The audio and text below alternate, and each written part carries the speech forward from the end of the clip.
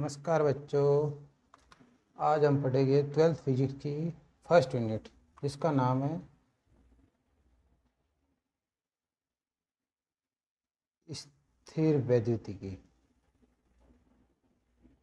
स्थिर वैद्युतिकी जो है इसमें 2 चैप्टर आते हैं, आपके first chapter and second chapter. First chapter का नाम है वैद्युत आवेश तथा चक्र। वैद्युत आवेश तथा चक्र। और सेकंड चैप्टर का नाम है स्थिर वैद्युत विभव, स्थिर वैद्युत विभव तथा धारिता। स्थिर वैद्युतिकी को समझने से पहले हमें यह पता होना चाहिए कि वैद्युतिकी क्या होती है। कहने का मतलब है कि वैद्युतिकी क्या होती है। उसके बाद आवेश क्या होता है।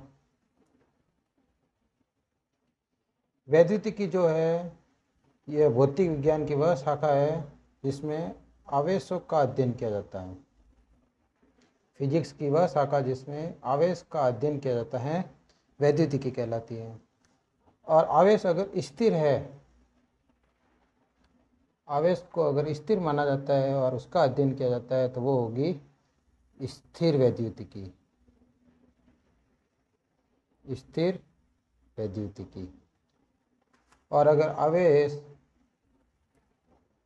गतिशील है, यानी कि आवेश जो है वो अगर मोशन में है, वो गति कर रहा है और उसका अध्ययन करेंगे अपन तो वो होगी गति वैद्युतिकी। यानी कि जो फर्स्ट यूनिट है स्थिर वैद्युतिकी, इसका मतलब ये है कि आवेशों को स्थिर मानकर इसका अध्ययन किया जाता है। यानी कि स्थिर वैद्युतिकी, स्थिर वैद्युतिकी। स्थिर वैद्युतिकी की परिभाषा हम इस प्रकार से समझ सकते हैं कि भौतिक विज्ञान की वह शाखा, भौतिक विज्ञान की वह शाखा जिसमें आवेशों को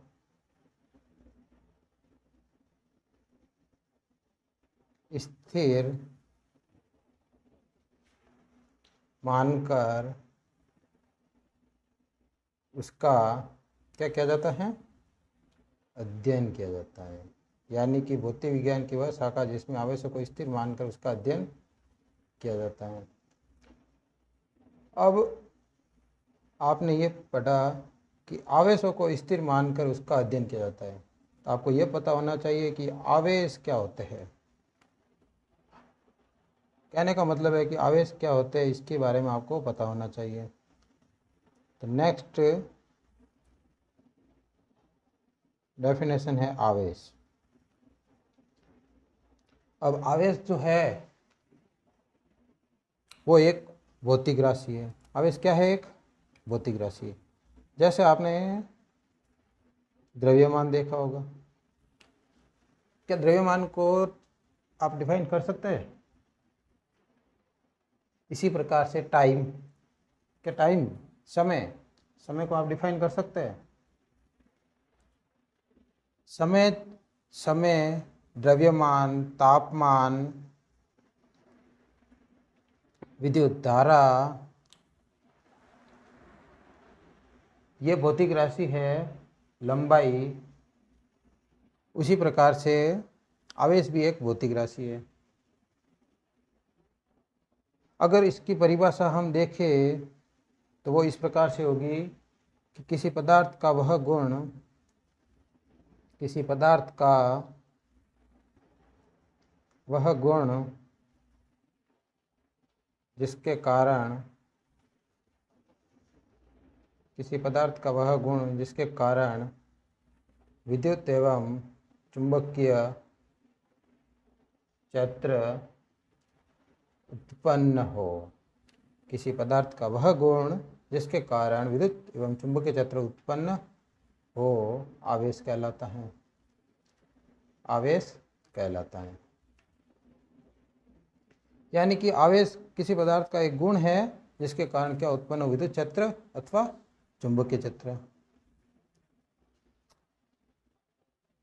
जैसे आप लोगों ने देखा होगा कि एक, आप जब छोटे थे तो आपने एक स्केल ली होगी, और इस स्केल को आपने अपने बालों पर रगड़ा होगा और उसे कागज़ के छोटे छोटे टुकड़ों पर, यानी कि टुकड़ों के पास में ले जाया होगा, तो कागज़ के जो टुकड़े हैं वो इस स्केल की ओर क्या होते हैं, आकर्षित होते हैं। अब ये आकर्षित क्यों होते हैं? कोई कारण होगा तभी वो आकर्षित हो रहे हैं, कुछ न कुछ कारण होगा तभी ये कागज़ के जो टुकड़े हैं वो किसकी ओर आकर्षित हो रहे हैं, स्केल की ओर। कहने का मतलब है कि ये जो कागज़ के टुकड़े हैं ये स्केल की ओर इस कारण आकर्षित होते हैं क्योंकि ये कागज़ के टुकड़े और जो स्केल है ये क्या हो गई, आवेशित। यानी कि स्केल को जैसे ही आपने बालों पर रगड़ा, स्केल आवेशित हो गई। इसी प्रकार से एक एबोनाइट की छड़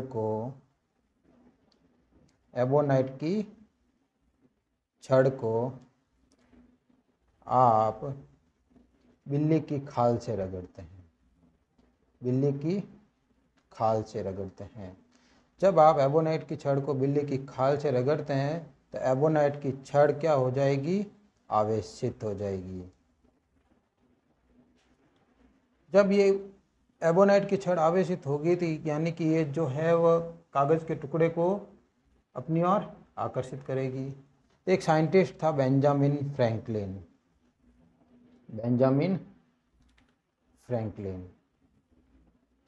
एक साइंटिस्ट था बेंजामिन फ्रैंकलिन, उसने एबोनाइट की छड़ अथवा जो कांच की छड़ है, कांच की छड़, उस पर जो उपस्थित आवेश है उसे धनात्मक आवेश यानी पॉजिटिव चार्ज माना।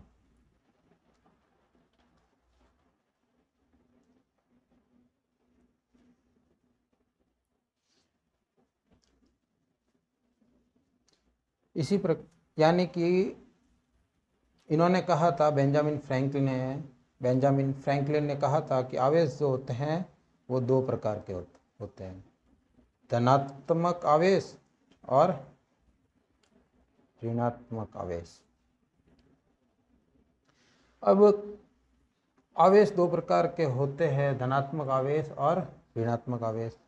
तो इसे आप इस प्रकार से समझ सकते हैं। तो फर्स्ट हेडिंग है आवेशों के प्रकार में, फर्स्ट प्रकार है धनात्मक आवेश। धनात्मक आवेश, सपोज करो अगर किसी पदार्थ में या किसी तत्व में इलेक्ट्रॉन की कमी होती है, यदि किसी पदार्थ में इलेक्ट्रॉन की कमी होती है देन उसमें धनात्मक आवेश क्रिएट होगा, यानी वह वस्तु धनावेशित वस्तु कहलाएगी। और यदि इलेक्ट्रॉन की वृद्धि होती है, ऋणात्मक आवेश कहलाएगा। यदि किसी पदार्थ में इलेक्ट्रॉन की वृद्धि होती है देन वह पदार्थ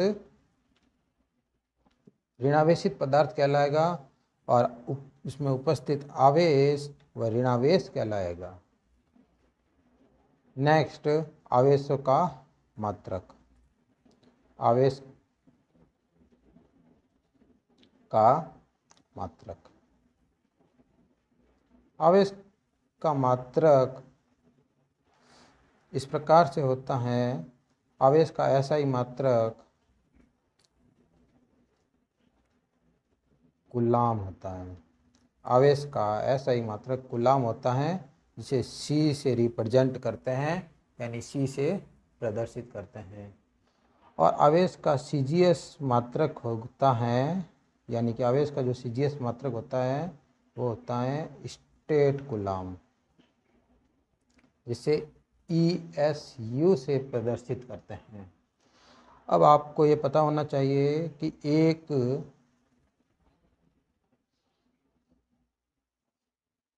एक कूलाम्ब आवेश में कितने स्टेट कूलम होते हैं, तो वो एक कूलम आवेश में है 3 × 10⁹ ESU स्टेट कूलम आवेश उपस्थित होते हैं। आवेश का सबसे बड़ा मात्रक जो है, सबसे बड़ा मात्रक, आवेश का सबसे बड़ा मात्रक फैराडे होता है। कहने का मतलब है कि आपको ये पता होना चाहिए कि आवेश का सबसे बड़ा मात्रक फैराडे होता है, आवेश का ऐसा ही मात्रक कूलम होता है, और आवेश का CGS मात्रक स्टेट कूलम होता है।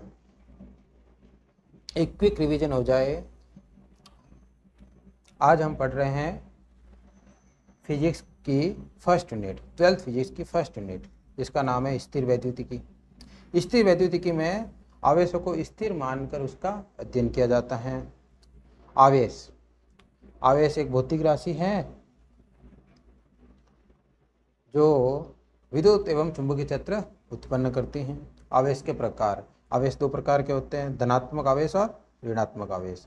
अगर किसी पदार्थ में इलेक्ट्रॉन की कमी हो रही है, देन वहाँ धनात्मक आवेश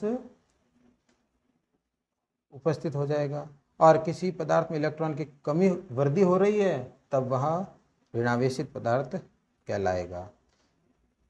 नेक्स्ट, आवेश का मात्रक। आवेश का ऐसे ही मात्रक कूलम होता है, आवेश का CGS मात्रक स्टेट कूलम होता है, और आवेश का सबसे बड़ा मात्रक फैराडे होता है।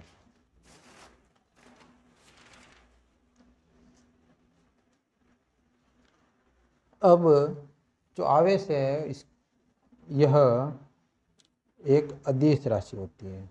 आवेश एक अदिश राशि होती है।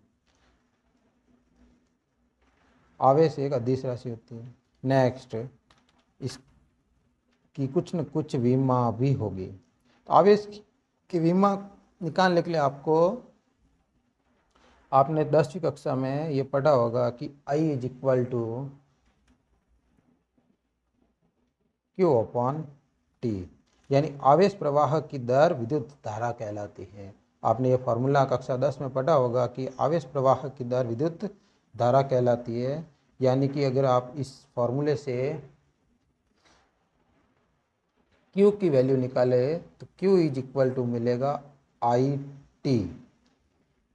इस फॉर्मूले से अगर आप विमा निकाले, देन विमा निकलेगी। क्या इस फॉर्मूले में द्रव्यमान उपस्थित है? नहीं, तो m0। क्या इस फॉर्मूले में लंबाई उपस्थित है? नहीं, देन L0। क्या टाइम उपस्थित है? Yes, T1। और I मीन इलेक्ट्रिक करंट, विद्युत धारा की विमा होती है A1। तो आवेश की विमा होगी आपके m0, L0, T1, A1। Next topic है आवेशों के गुणधर्म। अगली क्लास में हमारे साथ इसी प्रकार से बने रहेगा। हम पढ़ेंगे अगली क्लास में आवेशों के गुणधर्म। धन्यवाद आपका वीडियो देखने के लिए। हमारे साथ में इसी प्रकार से बने रहिएगा। हम पूरे 12th फिजिक्स का कंप्लीट कोर्स करेंगे। अगर आपको कुछ भी डाउट है, कमेंट बॉक्स में डाउट लिख लेना। अगर आपको नोट्स चाहिए तो हमारे डिस्क्रिप्शन बॉक्स में आपको नोट्स भी अवेलेबल हो जाएंगे। जैसे ही यूनिट कंप्लीट होगी आपको नोट्स अवेलेबल हो जाएंगे। धन्यवाद।